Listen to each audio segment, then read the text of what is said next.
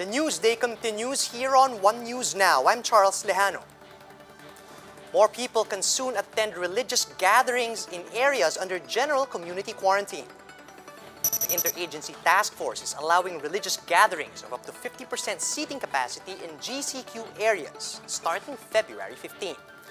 The IATF likewise approved the reopening and further operations of driving schools, cinemas, arcades, libraries, and cultural centers. Parks and theme parks may also reopen at limited capacity. However, Malacanang clarified that the reopening of these venues will still be subject to the issuance of implementing guidelines from the relevant agencies and LGUs where these businesses are located. An SWS poll shows that the majority of Filipinos believe that the worst of the pandemic was over about 2 months before the more infectious UK variant was first detected in the country. In November of last year, 69% of adult Filipinos said they thought that the worst was already behind us in terms of the pandemic. That's up from only 47% who were optimistic back in September. And during that same period, those who feared that the worst was yet to come fell to 31% from 47%. This survey was conducted using face-to-face interviews of 1,500 adults from November 21 to 25. 7 weeks before the DOH reported the country's first UK variant case. The Lung Center of the Philippines is ready for the anticipated vaccine rollout for their employees. In fact, the hospital has already installed cold storage in its pharmacy, which is near the place where vaccines will be dropped off. This ultra-low freezer can handle cold temperatures of up to minus 80 degrees Celsius. The lone freezer is supposedly enough to store 500 vials that the hospital will need. The Lung Center targets to inoculate as much as 250 persons per day to finish their program in 5 days. However, the hospital did clarify that the vaccination program is only for healthcare workers, not yet for the general public. Talks and agreements are going on because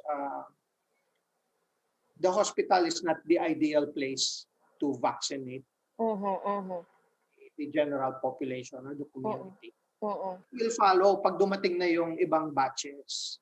Remember, yung unang batch pa lang itong pinag-uusapan natin. So, uunahin natin yung pinaka-nakangailangan. When the time comes that we want protection for everyone para mawala na itong pandemic na ito in this whole wide world, then that's the time we go for mass vaccinations. And that will come later on.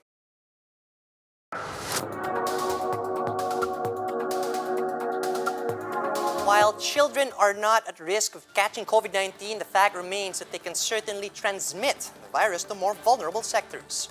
Murdoch Children's Research Institute's Nigel Curtis talks to Bloomberg to explain exactly how COVID-19 affects kids. Let's listen in.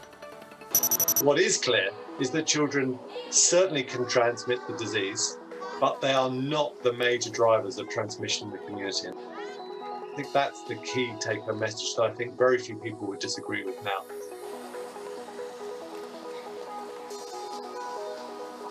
If you look at all the data in totality, children are not the major driver. If you look at a kind of bigger picture, take a step back and look at the damage that is done to children by not going to school and all the other consequences, the balance is really in favour of being very careful about school closures, notwithstanding the changes that may and the new data that may come out with new variants. And of course, one has to be cautious with that because that is a bit of a game changer, these new variants.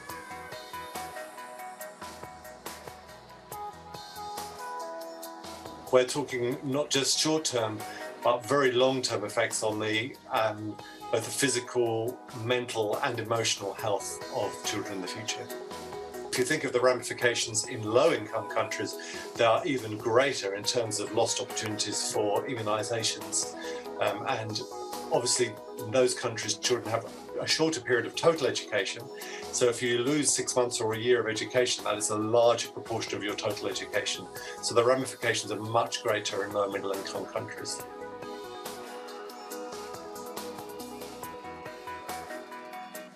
This amazing age grading, which for me has always been one of the most interesting things about this infection, because it's different to other infections, which, it's true that many infections become more severe as you get older, but they're also usually more severe in the first few years of life. The age profile for COVID-19 is very unusual because it's very flat, right through till severe disease really only occurring in the 7th, 8th and 9th decade of life. And that's really unique.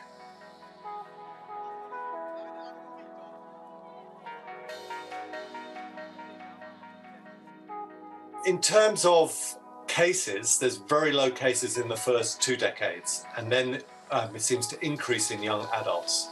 So there does seem to be a difference there. But when it comes to severe disease as measured by symptomatic disease and hospitalization and death, then that's exceptionally rare. In fact, deaths are almost don't occur under the age of 20. I mean, there's a few exceptions, and obviously they've all been tragic and recorded, but almost negligible compared with the 2.2 million deaths from COVID worldwide.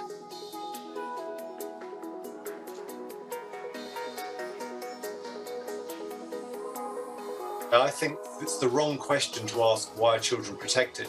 It's really why are adults, particularly very old adults, more susceptible to severe disease. I think that's the key question. And although we present a number of different theories, for me, the one that really stands out is endothelial damage. So as you get older, all of us, just natural progression, you have endothelial damage, and that makes you more susceptible to a hypercoagulable state, and the interaction of the immune system with the endothelium makes it more likely, if you have this endothelial damage, that you'll go on to have severe inflammation with a cytokine storm, which of course is what underlies severe disease.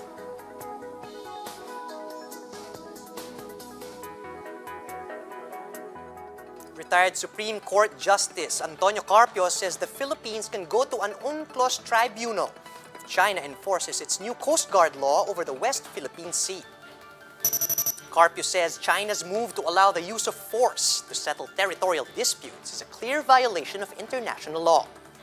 The former Supreme Court Justice says this might force other nations to do the same, therefore bringing us back to the olden days when war was considered a legitimate means of acquiring territories.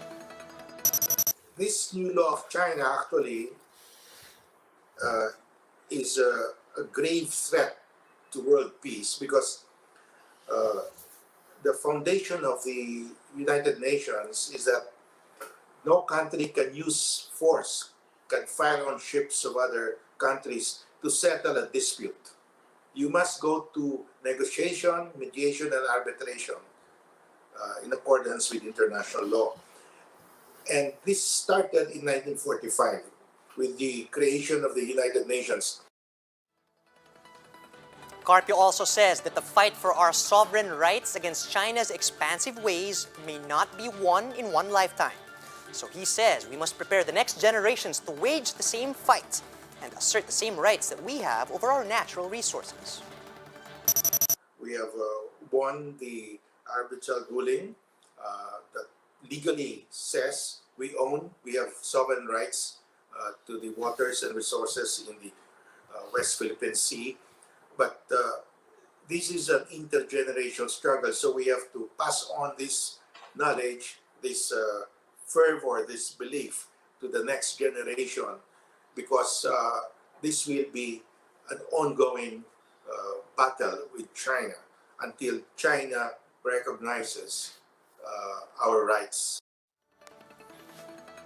The National Union of People's Lawyers may soon file a complaint against the legal team of the National Commission on Indigenous Peoples. Attorney Bonifacio Cruz claims that the NCIP persuaded the two ITAs involved in the anti-terror law case to drop the NUPL as their counsel. Cruz says this is a clear ethical violation on the part of the government's lawyers. Nakausap nila yung mga kliyente namin nang wala kaming knowledge. Hindi sila nagbibigay man lang ng pasintabi o pupuntahan namin yung napupuntahan namin ang inyong mga kliyente na sila Jacker at sila Junior Ramos. We are contemplating to file a complaint. We are going to study it.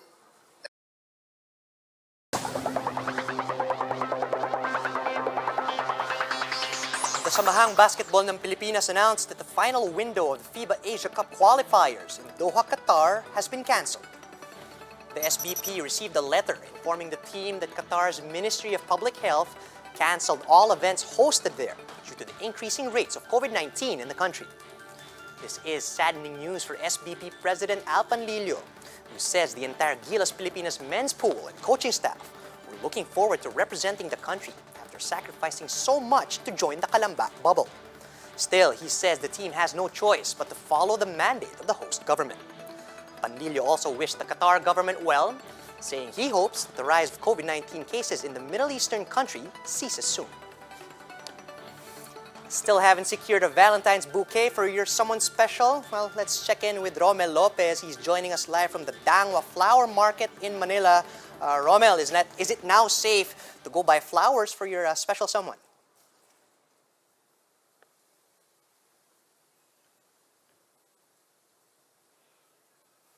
Right. We're going to try to circle back again to Romel. Romel, can you hear us? All right, we're having trouble reaching Romel. Despite the pandemic, the world still ushered in the Lunar New Year in their own way. Hong Kong's celebration of the Chinese New Year was off to a quieter start than usual. Instead of streets filled with revelry, the festivity was reduced to a socially distanced flower market. Gone were the food shops, parades, and fireworks displays that usually were the focal points for local communities. South Korea's so-called Pancake Alley in Seoul also became eerily quiet compared to the previous years. But some welcomed the change of pace as a relief, as it helped highlight the true purpose of the holidays. Meanwhile, the UniCredit SPA Tower in Milan was lit up for the 4th consecutive year to celebrate the Lunar New Year. The 230-meter-high tower looked like it had been dyed red to represent the color of the Chinese New Year. Meanwhile, in China, many scenic spots have been decorated with colorful illuminations and red lanterns to boost the festive atmosphere just in time for the Spring Festival.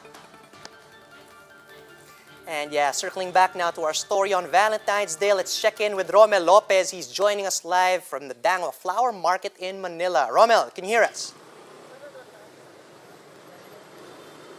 Yes, Charles, despite the rising prices of flowers here in Dangwa, more and more buyers are flocking the place to score relatively big discounts 2 days before the Valentine's Day. Early this morning, officers of the Manila Police District inspected Dangwa, the go-to place this season of love.